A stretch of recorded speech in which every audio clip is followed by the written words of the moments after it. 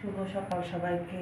হঠাৎ করে আম্মা অসুস্থ হয়ে গেছে, খবর দিছে। বাসা থেকে তড়িঘড়ি ঘুরে বের হয়ে যাচ্ছি। 8:30 9টায় ফোন দিছে, এখন বাজে 9টা। ছেলেদেরও এক্সাম আছে। উফ, কি যে অবস্থা! 2 দিন হলো এই মনটার মধ্যে জানি কেমন করতেছিল যে কোথাও কিছু হবে হবে, এরকম একটা ভাব ছিল।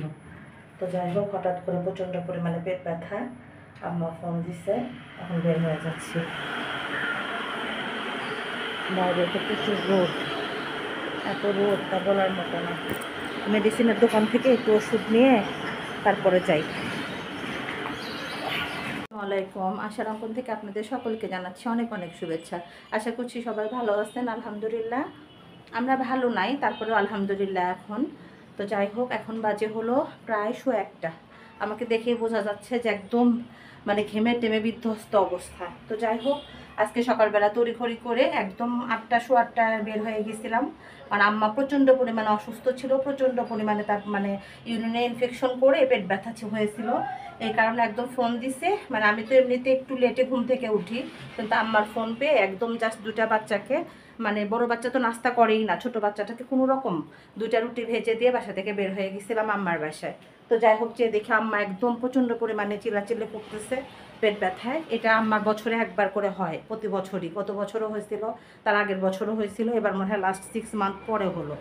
তো যাই হোক, ডাইনিংয়ে তো সব ঘরে ঘরে এসি চলতেছে, অন্ধকার লাগতেছে।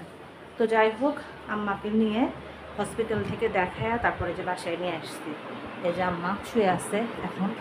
এই যে এখন একটু পেট ব্যথাটা কমছে, হসপিটালে 3টা ইঞ্জেকশন দিছে ব্যথার, গ্যাসের, আর একটা হলো কিসের জন্য দিল। যাই হোক, এমার্জেন্সিতে 1 ঘন্টা ছিল। 1 ঘন্টা রাখার পরে ডাক্তার থাকতে বললো যে থাকলে ভালো হয়, কিন্তু হসপিটালটা আমার বাসা থেকে একদম কাছেই, তো এর জন্য আর থাকার প্রয়োজনীয়তা বোধ করলাম না। আম্মা বললো যে না, আমার বাসায় গেলে ভালো লাগবে। তো যাই হোক, পরে বাসায় নিয়ে আসতে, ওখানে প্রায় ঘন্টাখানেকের মতো ছিল হসপিটালে। পেট ব্যথাটা কোনো রকম কমলেই বাসায় নিয়ে আসা হয়েছে। তো যাই হোক, কয়দিনগুলো না খুব ঘুম পাচ্ছিল, টায়ার্ড লাগতেছিল। আর বিপদ আসার আগে কেমন যেন একটু মনে হয় জানান দেয় এরকম অবস্থা। আমার ছোটো বোনটা নাই, ছোটো বোনটা গেছে কুষ্টিয়াতে, আমার আব্বা গেছে একটু দূরে, কেরানীগঞ্জের ওইদিকে। আম্মা একদম বাসায় একা ছিল। তো যাই হোক, একটা দুর্ঘটনা ঘটতে পারতো এরকম, যেহেতু আম্মা প্রচণ্ড পরিমাণে ডায়াবেটিস বেশি থাকে, কন্ট্রোলে থাকে না, এ কারণে আম্মাকে নিয়ে আমরা একটু ভয়ই পাই সবসময়।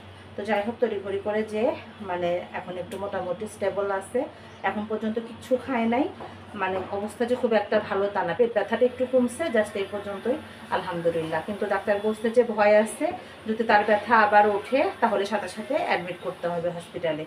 এর জন্য এখনও যে আশঙ্কা চলে গেছে তা না। আর আমাকে বললাম না যে বাসায় ফিরে আমি তো ঘর বাড়ি গোছানো ছাড়া 1 সেকেন্ডও থাকতে পারবো না, এটা তো আমার একদম চিরাচরিত অভ্যাস। তো যাই হোক, খালা রান্নাবান্না সব করতে ফোনে বলে দিয়েছিলাম। ছেলেরা আজকে এক্সাম ছিল, 2 ছেলেরই, ওরা স্কুলে ছিল। জাস্ট আমি কোনো রকম এসে পুরো বাসাটা গোছানোর পরে জাস্ট আমি মুছে দিছি, কারণ খালা সময় পাচ্ছিল না। একদম সকালে নাস্তা পর্যন্ত রেডি করে দিয়ে গেছে, যে আমার অবস্থা আবার কি হয়। তো যাই হোক, আজকে রান্না করে দিয়ে গেছে, কি একটু দেখাই। আমি বলি যে আমার কাজের খালারা যে যখন কাজ করে তখনই দায়িত্ব নিয়ে করে, দিক থেকে আমি খুব কি বলবো, আলহামদুলিল্লাহ শেষ নাই। ভাত রান্না করছে, এখানে দেখেন এই যে মাছ ভুনাটা করছে। ওই খালাটা মাছ ভুনা করবে, মাছটা মনে হবে একদম আচারি মাছের মতো, আচারের কালার সবসময়। এটা খেতেও যে কোনো মাছ তার হাতের অনেক মজা। এখানে আলু আর গাজরটা ভাজি করছে, এটা কিন্তু আমি কিচ্ছু বলে যাই না, ইচ্ছা করে নিজের মতো করে করছে। এখানে করলা আর আলু ভাজি করছে। আর মেবি ডাল তো সে না বললেও রান্না করবেই। এই যে ডালও রান্না করছে। এই হলো দুপুরের মেনু। তো যাই হোক, তাকে আমার বলতে হয় নাই, দুপুরে এভাবে সে সব কিছু করে দিয়ে গেছে।